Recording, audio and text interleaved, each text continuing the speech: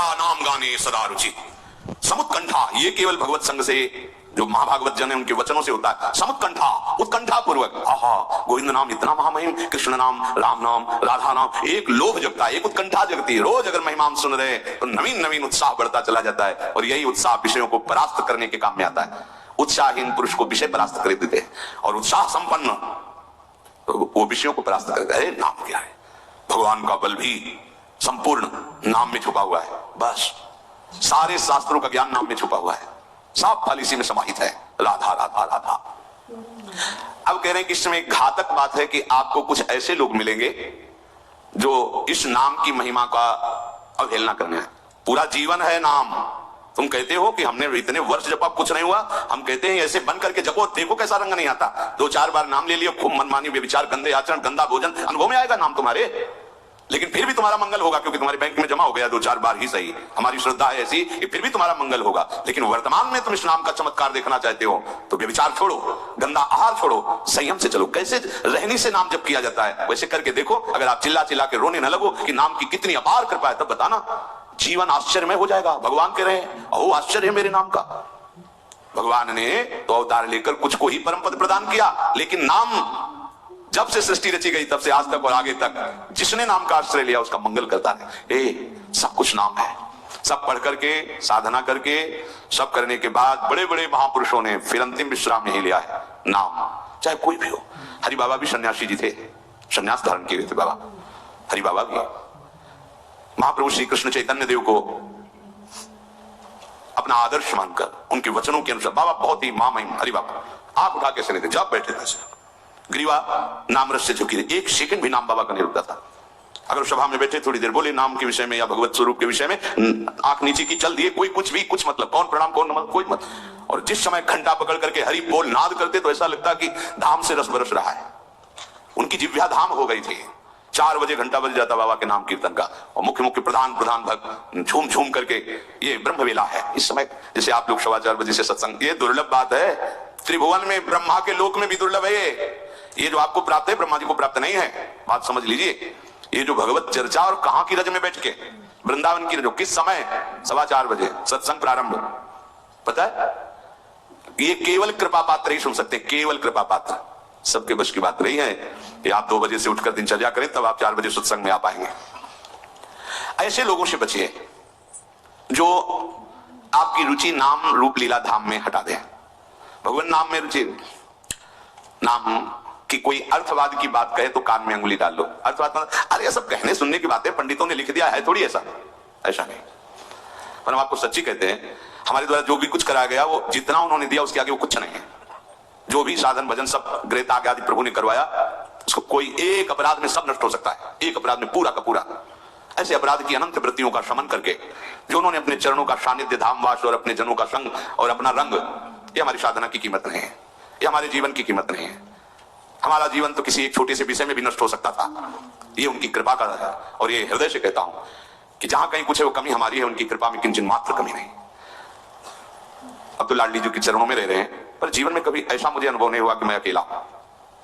बच्चा थे, कभी हम किसी को साथी नहीं बनाया।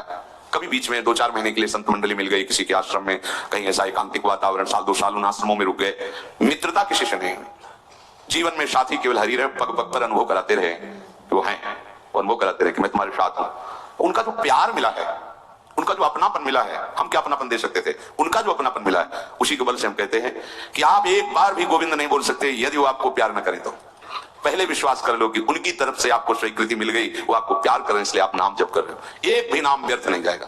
किसी ऐसे की क्या बात मानना जो कभी अपने मन को रोक कर 1 मिनट भी नाम में नहीं लगा, उसकी बात मानोगे?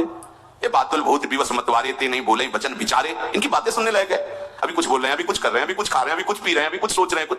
ये तो जैसे भूत के आवेश में, वैसे माया के आवेश में कुछ भी 1 मिनट में भगवान को गाली दे दिया, 1 मिनट में किसी भी महापुरुष की निंदा कर दी, 1 मिनट में सब। ऐसे पागलों की बातें सुननी, करोड़ों की बात माननी नहीं। एक ब्रह्मबोध संपन्न महापुरुष की बात पूरे विश्व पर भारी पड़ेगी, क्योंकि वो बोध संपन्न है, वो अनुभूत वचन बोलता है। ये जितनी हम बातें आज सुना रहे हैं आपको, ये सब उन परमहंसों की बातें हैं जिन्होंने या तो कोई पुराण वेत्ता ब्रह्म ऋषि लिख रहा है या स्वयं भगवान लिख रहे हैं। एक एक अक्षर सत्य है। अनुभव ना होने में हमारी कमी है, हमारी रहने में कमी है, हमारे विचारों में कमी है, औषधि में कोई कमी नहीं। जैसा बोल रहे हैं अक्षरशा ऐसा ही नाम है।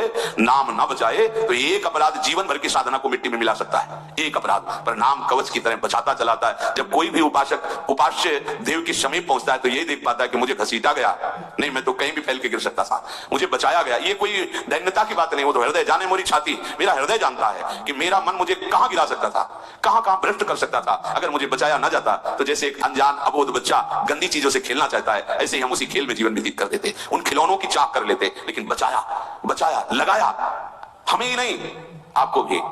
अगर आपको घसीटे ना होते तो आप ऐसे नहीं बैठे होते। आप उनकी कृपा को देखिए। अभी जो आपको फल मिला इससे बड़ा कोई साधना का फल नहीं।